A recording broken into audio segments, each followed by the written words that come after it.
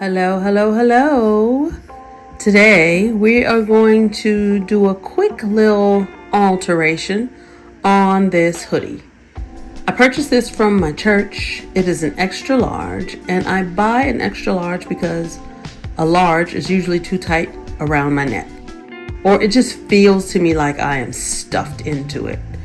But as you can see, it's long, and when I fold it up, it kind of bunches and looks really big in the area that I don't want to look big. So this is a crew neck that I wear often. Got it from Walmart. I like the way it fits. I like these side vents, and I am going to use this as a pattern for the hoodie. We're going to shorten the sleeves. We're going to shorten the length. We're going to take in the sides a little bit, and then that should be it. I also want to keep the pocket. So we are going to start by removing the waistband. I am ripping it off, and I know that I could cut it off. I would only be losing like maybe 1/4 of an inch, but I was also maybe trying to kill time, sitting down and watching something. And so, yeah, it was easier for me to do that over here in the living room instead of in my sewing room where I don't have access to cable. So I'm ripping off the waistband, I'm ripping off the cuffs, I'm ripping off the pocket, which took very long because they do those bar tacks at the edges of the pocket just to reinforce it, where it needs more strength, because you're going to be shoving your hand in and out. It's going to be pulled on more chance for it to rip, fall apart. And so they put a bar tack there. And that is always very difficult to rip out because it's so tight. And then you run a risk of ripping the actual fabric.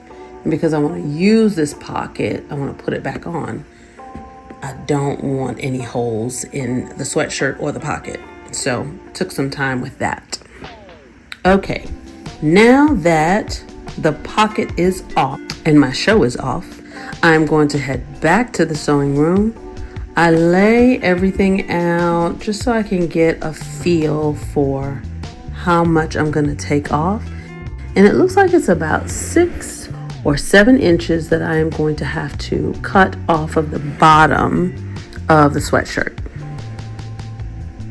The back is longer than the front, so it's about an inch difference. So first I'm going to cut the front, then I'm going to cut the back separately. The next step, I'm going to look at the shoulder area. I'm lining up the seam at the neck and at the shoulder just to see, like, are they similar? They are. So any adjustment I make needs to happen at the cuff.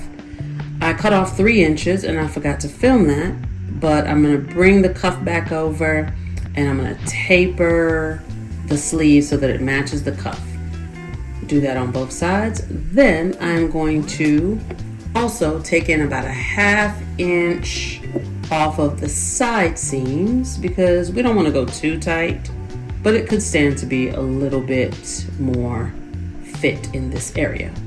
Now I go over to my serger and I run a stitch all the way down from the wrist to the waist, following my guidelines and cutting off the excess fabric. Once I get that done, I go over to my straight stitch machine and I just tuck the cuff right inside of the sleeve and sew around the edge at a 1/2 inch. Do that on both sleeves.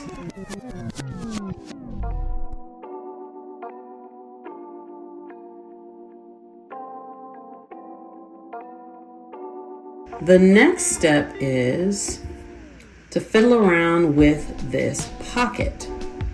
So I am raising the pocket, which puts it almost in the middle of my chest. We don't want that, so we are going to cut down the top. I'm taking about 2.5 inches off, cutting off the old edge of the pocket, and just following that same shape for my guideline. Then I head over to the serger and I serge all the way around the pocket.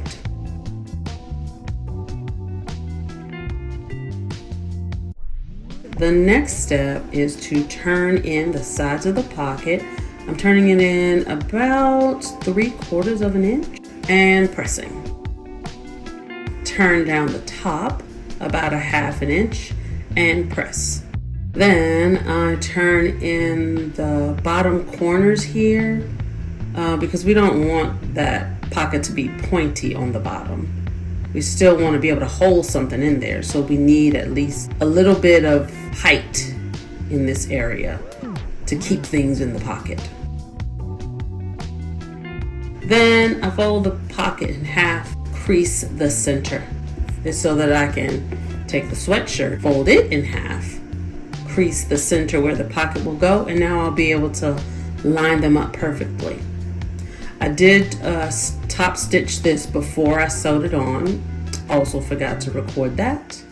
And now I'm pinning my pocket in place, lining up those center creases. Pin all the way around to keep it from shifting. And then we get sewing. Now I don't have a bar tack machine, but I am mindful to reinforce the corners as I'm sewing. I start at the lower part of the pocket, sewing down, then I go across the bottom, and then I go up the other side of the pocket. Then I'm gonna go to the top of the pocket, stitch all the way across, being sure to enforce my corners. Once the pocket is back on, I'm gonna work on my side vents. All that I'm doing is turning it under 1/2 an inch and 1/2 an inch, stitching up one side of the vent, trying to get the top of it to lay flat, stitch across, and then back down the other side of the vent. So yeah, just stitch up, stitch across, stitch down. Once all of that is done, I get a bowl of chips. I close up the sides of the waistband first, all 4 sides on both waistbands, because I had to cut it in half because now it's not one full waistband. I have a front and a back. I line up the waistband with my new bottom of sweatshirt. Oh, I pin it in place. I stitch all the way across at a 1/2 inch seam allowance, and then I go back to the serger. I clip any final threads, and now we're ready to try it on. Feels so much better. I feel like I look slimmer. Not so much bulk and fabric around the waist. I'm not trying to like keep it pulled up, and the sleeves don't feel like they are like too long. And you can tell by the look on my face, I am exhausted. Here's a little side by side, and I think it looks really good. I'm so glad that I did this. It was a lot of work, I'm gonna say that. If I ever found another sweatshirt that I loved, I would do this again. Yes, I would say try it. I wouldn't say that it was a quick upcycle, like I did it in one day, but it was a lot of work. I think the ripping out is the worst part. So thank you so much for watching. I will see you guys in the next video. Bye.